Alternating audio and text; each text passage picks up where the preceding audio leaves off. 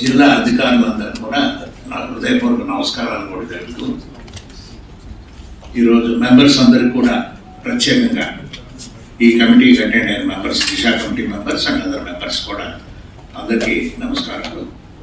Disha committee is known as a powerful committee in the country itself. ఇది ప్రధానమంత్రిగా మోడీ గారు పదవి బాధ్యతలు చేపట్టిన తర్వాత అది 2014-9 ఫస్ట్ పీరియడ్లో ఎంపీలందరికీ కూడా ప్రముఖమైన పాత్ర వారి వారి నియోజకవర్గాల్లో ఇవ్వాలి.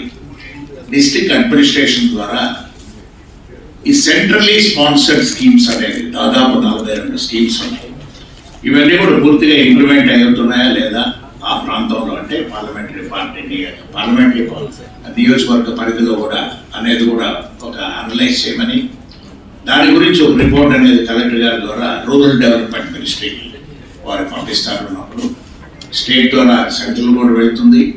ఇక్కడ మన పార్లమెంట్ నియోజకవర్గంలో ఉన్న సమస్యలు అనేది రూరల్ డెవలప్మెంట్ సెక్రటరీ గారికి కూడా ఇది అవగాహన కూడా వెళుతుంది. కాబట్టి this is an important meeting, Disha committee meeting. ఈ కమిటీకి గౌరవ శాసనసభ్యులు కూడా దామచల జనార్దన్ గారు, ఉగ్ర నరసింహారెడ్డి గారు, లక్ష్మి గారు అందరూ కూడా ఇన్వాల్వ్ కావటం దాన్ని ప్రత్యేకంగా వారిని కూడా అభినందిస్తూ, చాలా అవసరం ఉన్నది ఇక్కడ ఈ ప్రాంతాల్లో. మనం వెనుకబడిన ప్రాంతం. ఈరోజు కలెక్టర్ గారు కొత్తగా ఛార్జ్ తీసుకున్న ఫస్ట్ మీటింగ్ ఇది, Disha committee meeting. I really appreciate the efforts of collector గారు అండ్ జెడ్పీసీఓ గారు ఫర్ ఇనిషియేటింగ్ దిస్ మీటింగ్. ఈ మీటింగ్ని బాగా మనం అంత డీటెయిల్గా అనేది కూడా కొంతవరకు వీలున్నంత వరకు మనం స్టడీ చేసుకుంటూ ఇంపార్టెంట్గా ఏమిటంటే చెప్పాలని అనుకున్నది,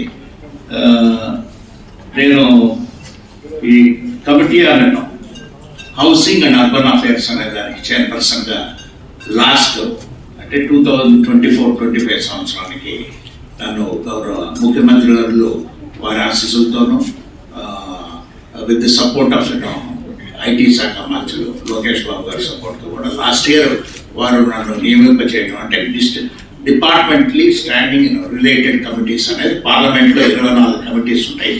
ఈ 24 కమిటీస్ అనేది ఇట్స్ లైక్ మినీ పార్లమెంట్. అది ఈ రిపోర్ట్స్ అనేవి చాలా ఇంపార్టెంట్గా కూడా ప్రభుత్వానికి చాలా అవసరం ఉండేది కూడా తీసుకుంటారు. అన్నప్పుడు కూడా దానికి ఈ సంవత్సరం 2025-26కి జస్ట్ నిన్నగా మొన్ననే మన గౌరవ ముఖ్యమంత్రి వర్యులు అలాగే లోకేష్ బాబు గారు కూడా నన్ను రీనామినేట్ చేసిన దానికి వారికి కూడా ఈ సభాముఖంగా కూడా ధన్యవాదాలు కూడా తెలపడం కూడా ఉన్నది.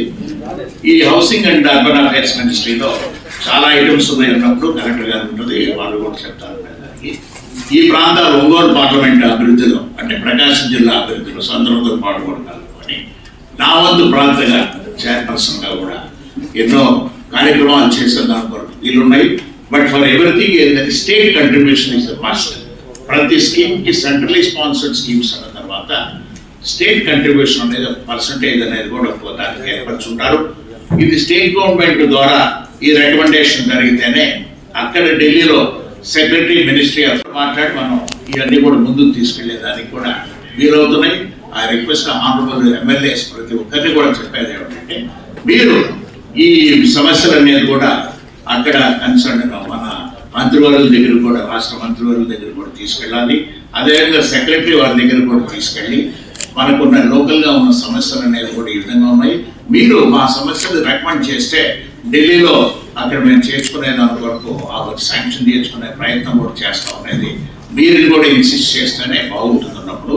ఎందుకంటే ఢిల్లీ నుంచి సెక్రటరీ గారు అక్కడే సెక్రటరీ గారు అడిగినా కూడా ఇక్కడ కింద నుంచి కూడా వెళ్ళాల్సిన అవసరం ఉన్నది. కాబట్టి ఈ మనం చైర్పర్సన్గా ఉన్నప్పుడు ఖచ్చితంగా ఒంగోలు పార్లమెంట్ అంటే ప్రకాశం జిల్లాకి న్యాయం చేయాల్సిన అవసరం అనేది మాకున్నది. కాబట్టి దయచేసి గౌరవ శాసనసభ్యులందరూ కూడా కోరుకునేది ఏమిటంటే, మీరు ఈ ప్రపోజల్స్ అవన్నీ కూడా మీ నియోజకవర్గాల్లో ఇవి రికమెండెడ్ బై స్టేట్ గవర్నమెంట్ అనేది కూడా తీసుకురావాలని కూడా కోరుకుంటూ, ఇప్పటికే యాక్షన్ టేకన్ రిపోర్ట్ అనేది కూడా గౌరవ సిఇఓ గారు తయారు చేస్తున్నారు. కాబట్టి వారు దీనిని నివేదికని మీ అందరూ కూడా సమర్పించవలసిందిగా